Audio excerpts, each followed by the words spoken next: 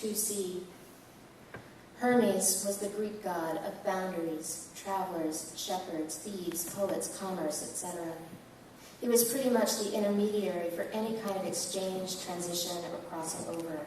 Thus his role as psychopomp, leading Eurydice back to the underworld after Orpheus gave in to his fears and stole a glance.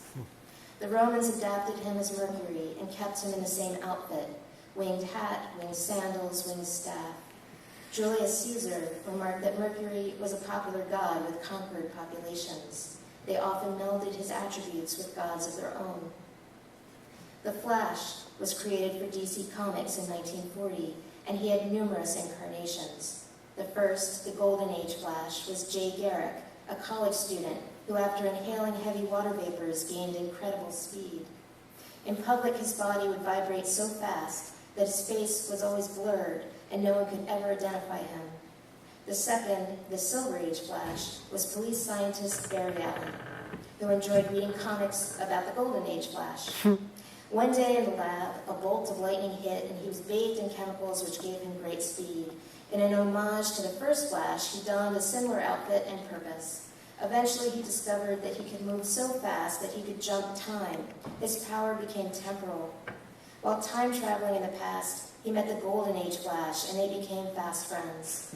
They used their time-jumping abilities to cross over into the parallel worlds.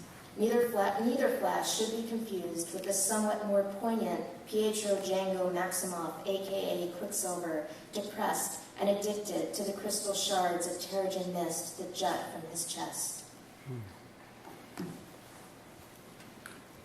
3A.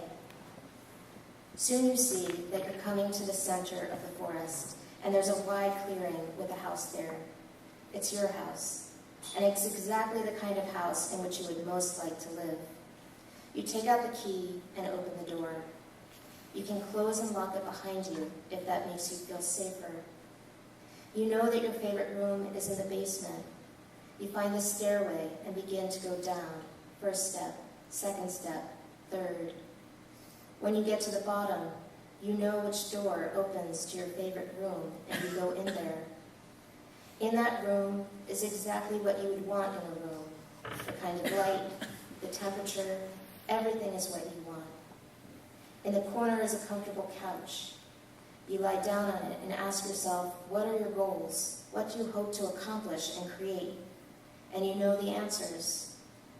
Eventually, you get up from the couch, out of the room, and back up the stairs.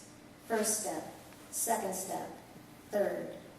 You unlock the door, let yourself out, lock the door behind you. You will be back. 3B.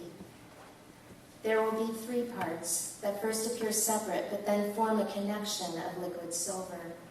Breathe deeply, in through the nose, out the mouth. Release your metal breath into the air. Control your emissions within the limits of law. The power plant incinerates coal and gold in particulate mist that is your breath. The volcanoes spike the atmosphere. You've come to a house of exploded debris, an emperor's tomb. He died from the pills of eternal life. Your breath is carried by wind and mixes with snow, rain, dust. In your hand is a key, and you unlock the door and step down into the depths.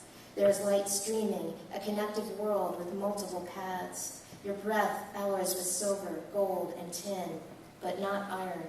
So you trade your exhalations in an iron flask for a reduction of mineral cinnabar. The room is exactly as you like it, a comfortable couch in the corner, rotating liquid on a disc that silvers the mirrors, arc rectifiers. The snow, rain, and dust layer the lakes and streams and sync with your aspirations. You think about your goals and take the jump test to check your weight. The fish absorb and swim away from the lure.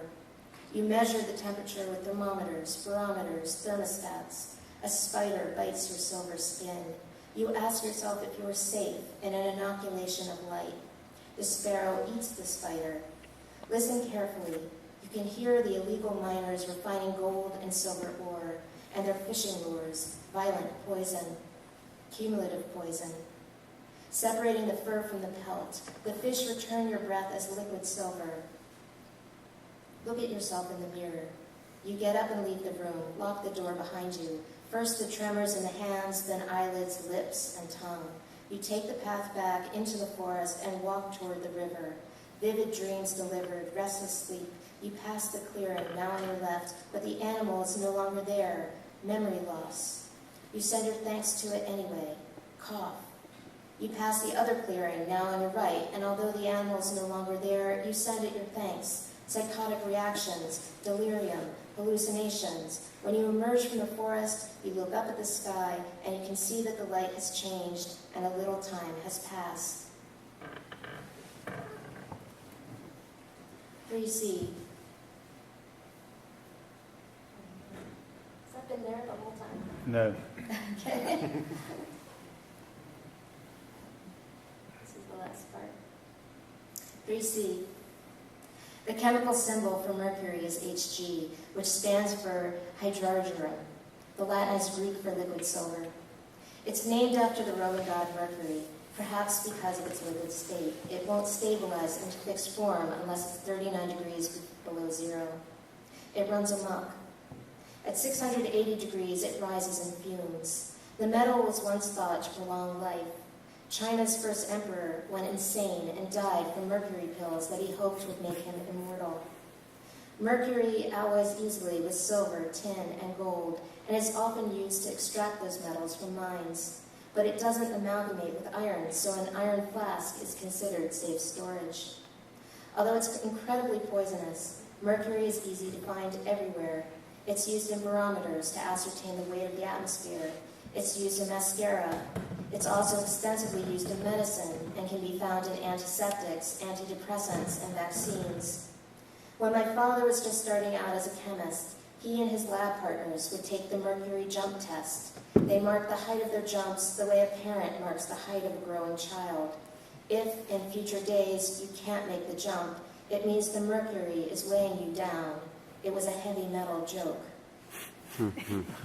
Half of the mercury in our atmosphere comes from volcanic eruptions. When Krakatoa blew its top in 1883, there was a giant spike in atmospheric mercury levels around the globe. The other half of the mercury in our air is produced primarily by power plants, particularly those that combust coal, hazardous waste incineration, and gold mining. Once the element enters the air, it falls down eventually, coating the leaves of trees and mixing with our water sources. Spiders and small fish absorb the metal easily, and these feeder creatures are then eaten by birds and larger fish. Mercury doesn't dissipate in its toxicity. Rather, it accumulates greater power as it works its way up the food chain. It goes in through the nose and out the mouth in a circle. When you get back to the riverbank, the old woman and old man are waiting for you in their boat, and they take you back across. You can see the fish in the water and gold-colored stones. When you reach the other side, you get out of the boat. You close your eyes and take a deep, sober breath. You very slowly open your eyes, and you are here, in this room, with the light as it is. Thank you.